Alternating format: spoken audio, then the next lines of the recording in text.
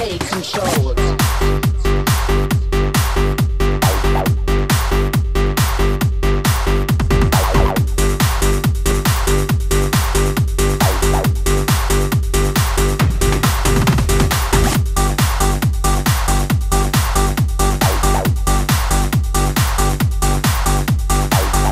I'm your anchorman, John Smith. And I'm John Gary. I'm John McMillan. Our first international story of the night is the Battle of Ypres, April 1915. It was the first major Canadian offensive to date. It was fought with the most green and most inexperienced of Canadian troops, mostly the first ones to enlist. It was fought on the French-German trench line.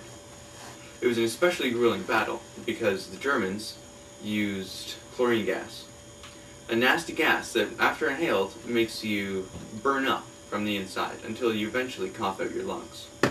A Canadian chemist discovered that if you urinate onto a cloth and hold it over your mouth, the gas doesn't go in. Something about the ammonia counteracting the chlorine. Will this fact lead to a new defense for this gas? I hope so. Could you imagine that happening to you or your family? I have no idea. Sounds horrifying indeed. That it does. That it does. I enjoy my lungs. Next up is national news. I'll be talking about all of the troops and losses so far in the war. In 1914, at the beginning of the war, Canada needed as many troops as it could send overseas to fight.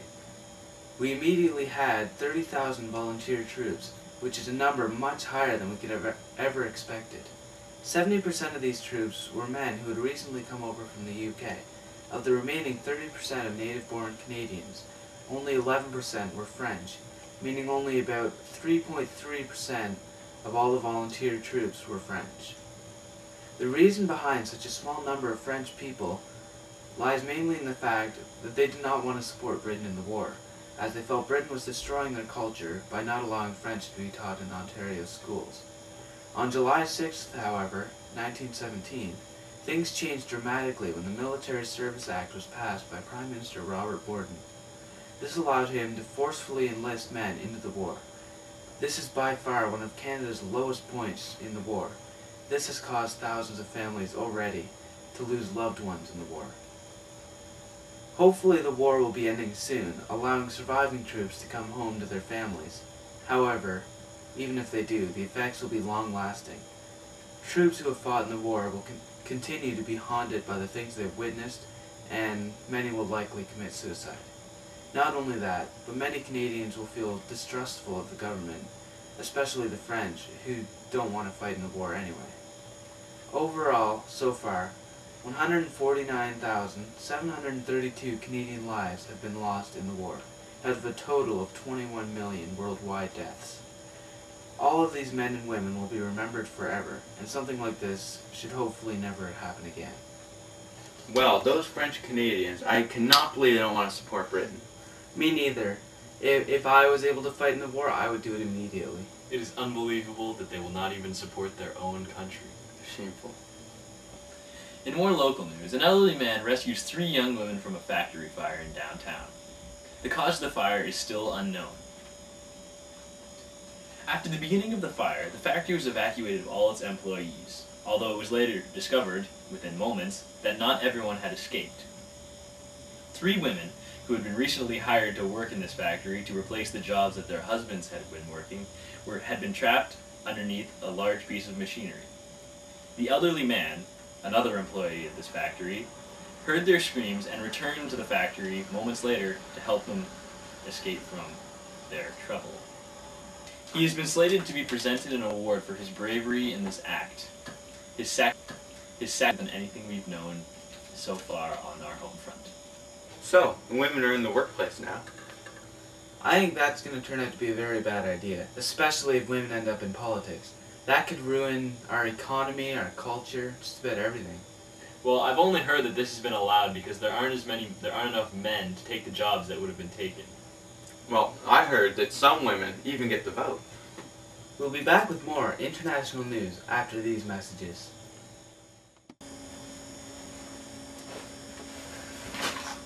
Daddy, Yes, Mother? what did you do to help with the war? Well, hon, um,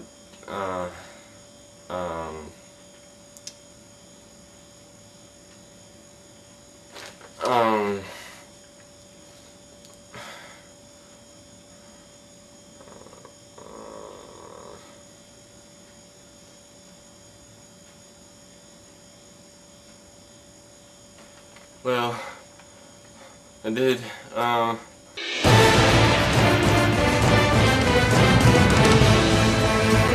Welcome back. I'm John Smith with your international news. Next up, we have the Battle of Somme, September 1916. The Battle of Somme was another great Canadian victory. Despite some near-suicidal attacks, we still took fewer losses than the Germans. As well, we showed that we too can make amazing war technologies. The tank, as it is so called, is a large mobile cannon with two smaller cannons on the sides. Big and box-like, it sometimes gets bogged down in bad weather.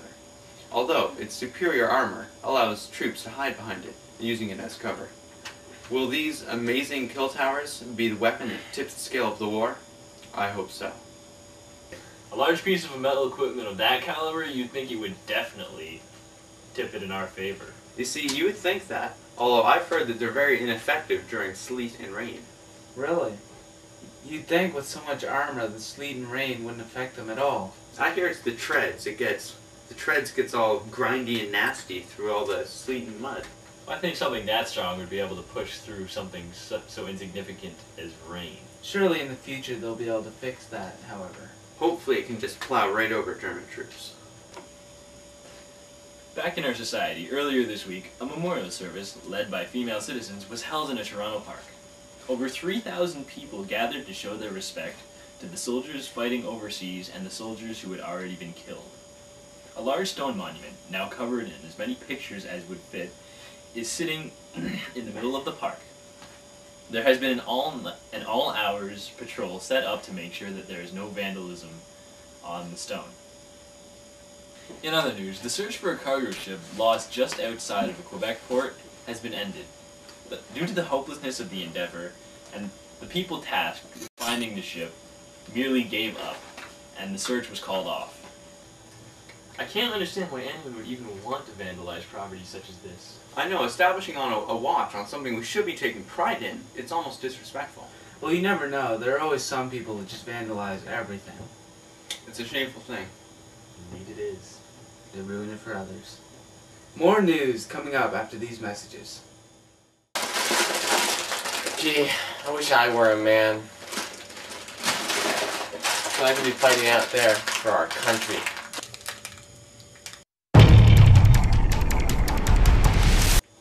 Major destruction followed an enormous explosion centered on the eastern edge of Canada.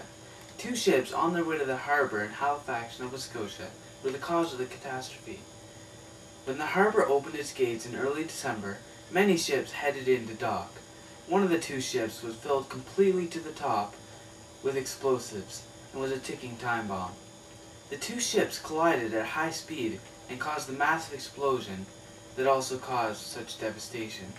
The result of the explosion was devastating. The harbour and the surrounding area were completely flattened, and cities near were wiped off the map. Almost 2,000 people were killed in the explosion, about 9,000 left maimed and injured, and more than 10,000 people were left without a home. This has been noted as the largest man-made explosion to date. Fears of the people who had not gone to war had been realized as this brought a bit of the battlefield back to the home front. Vimy Ridge, April 1917. Vimy Ridge was the largest Canadian offensive. It was also one of the most important. It was the first time Canadian soldiers acted as a unit, with Canadian company and a Canadian commander. This battle showed Canada's proficiency.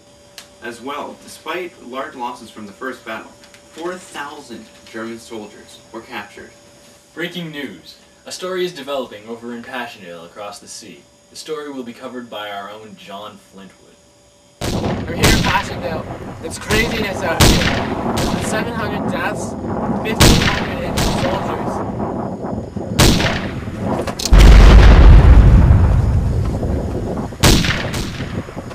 Majority of these deaths have been caused by mustard gas and chlorine gas used by the service.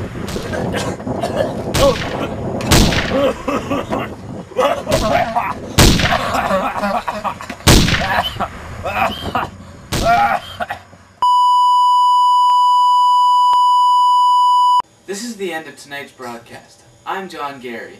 I'm John McMillan. And I'm John Smith, and I'd like to thank you all for taking the time to watch our program. This has been Wartime News' coverage of the war.